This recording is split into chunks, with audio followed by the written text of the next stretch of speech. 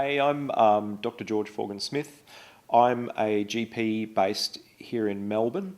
I was trained in Queensland. I've done a large amount of work within psychiatry. My particular interests are mental health, men's health, and gay men's health.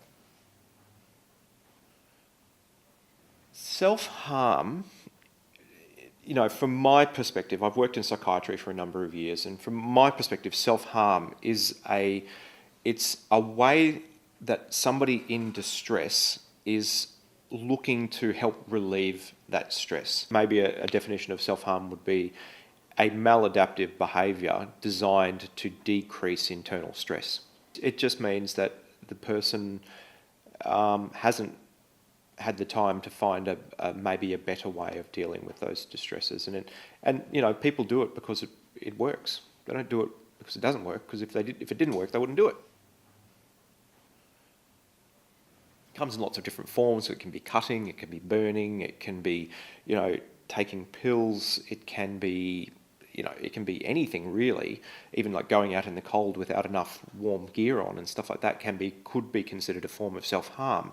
And it's really it's a way of trying to ease pain. The main ones that I have encountered is self-punishment.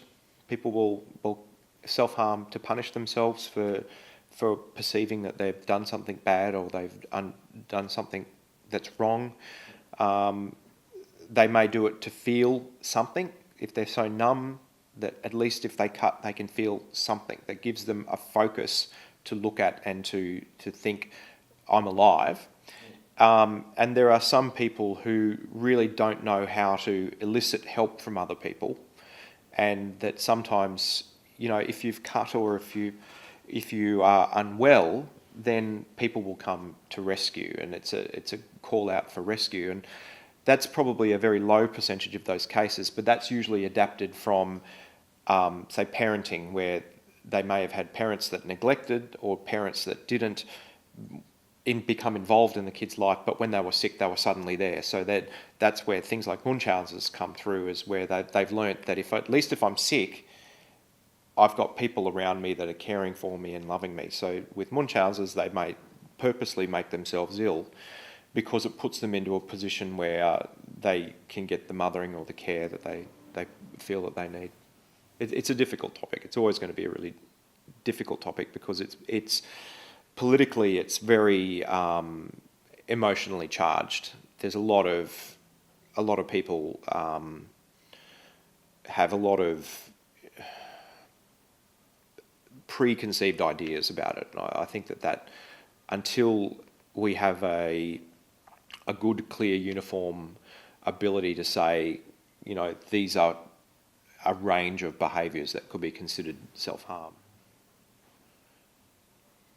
Hospital environment, like the emergency departments are very, very busy.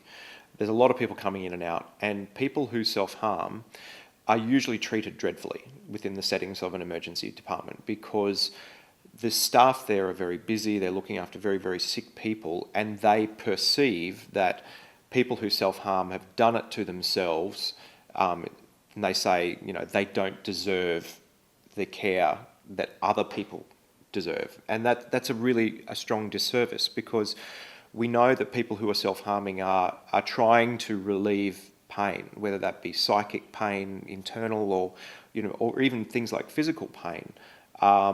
So what we need to do is that it's about addressing how can we better serve you to deal with that distress in a way that's not going to potentially cause great harm to you. So with a lot of the patients that I used to look after who would come in and self-harm, I may be sewing them up. And while I'm doing that, I'd be talking to them and saying, well, what led to this? What were you feeling at the time that you needed to cut? Or what were you feeling at all? Why did you need to do this today? And more often than not, it's like the pressure was building up to a point where they just go, I just needed some form of release. And it's about brainstorming with them, well, what are some other mechanisms that we could do to, one, identify when the stress is getting too high, and Secondly, is to be able to deal with that distress in a way that's not going to leave you totally harmed in some way. And there are some solutions that some people think are a bit lame, but like if you feel that you need a strong pain sensation to sort of zap back into your body, to go from dissociated back into yourself, some people would say get a big rubber band and put it around your wrist and snap that really, really hard. And it gives you a pain sensation, but it doesn't leave you scarred. It doesn't leave you cut. Other things to do would be is to look at what other things could we do? Like, could you, if you identify that you're starting to get distress earlier, could you phone a friend? Or could you go out for a run or do a meditation or something like that to help bring the stress levels back down? So the key is really about finding mechanisms to enable people to deal with the stress that doesn't lead to actual physical harm. I think the problem is that self-harm is not seeking to finalise life or to have a completed suicide. It's about relieving stress. Whereas suicidal behaviour is about ending a life. It's about finishing a life, and that's the ultimate sort of end of the road where you say, look, I can't deal with this anymore, I want out. So that's suicide, whereas self-harm is not necessarily about being dead. It's just about getting through this one period of stress. So we do know that there are some people who self-harm with no intention of dying, but through misadventure will die because they may have taken too much of a medicine, or they may have cut in just in the wrong direction at the wrong time. So this is why we need to educate people about, self-harm is probably a bad way of dealing with distress. Let's find better ways that aren't going to potentially lead to death, because not everybody who self-harms wants to die. They just want to relieve that stress. So what other things could we do other than cutting, other than burning, other than, taking overdoses? What could we do that may be a better way and more constructive to the future?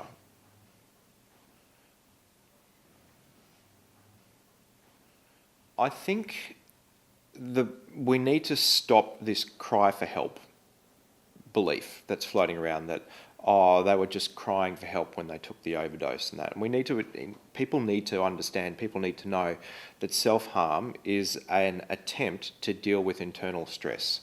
And sure, that lending a hand to somebody who's in that distress may be useful for them, but I think it needs to be an internal thing that we need to say, well, look, while you're distressed, what can you do to bring your distress down? It shouldn't be about what can I impose on you, because a lot of self-harming behaviour is about control. That, if you've a lot of people who live in, say, refugee camps, they've lost control of when they eat, they've lost control of what they do, they've lost control of where they go.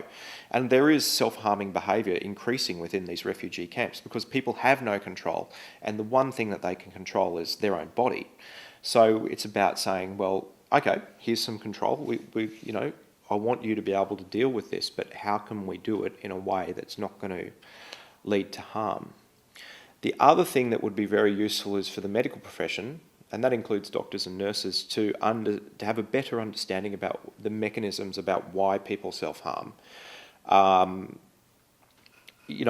had cases where I've been told a chart was thrown at me and they said, this person's taken a pathetic overdose of 4 units of insulin. And I'm like, really? Okay. And they'd been just left in a corridor, and when I went and had a chat to them, they hadn't taken 4 units of insulin, they'd taken 4 vials of insulin, and it was potentially deadly. And that led to me giving them sugar to keep them alive, pretty much. And they ended out in an ICU unit, and they did well. They got better and they were able to leave. But because the ambulance officer, because the nurse who met them when they arrived had already a preconceived idea in their head about this person's a self-harmer, they ignored some of the facts, and that person could have died. So we need better understanding of why people self-harm, and better understanding of what we can do to engage people and to increase their skills to be able to deal with stress beyond cutting or beyond overdoses and stuff like that.